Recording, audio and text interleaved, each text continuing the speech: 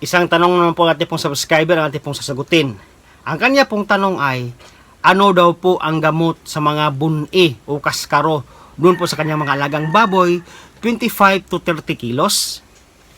Ang buni at saka mga kaskaro po mga kaibigan, ito po ay sakit po sa balat po ng ating mga alagang baboy.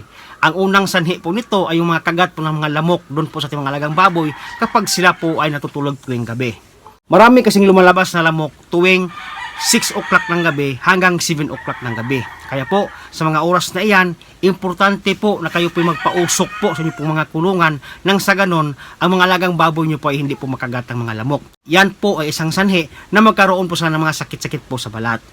Ang pwede po natin igamot doon po sa kaskaro o buni po natin mga alagang baboy ay pwede po tayong gumamit ng mga injectable katulad ng ivermectin. Kasi po ang ivermectin po mga kaibigan, ito po ay para po sa mga skin parasites po na namumuo po sa balat ng mga alagang baboy.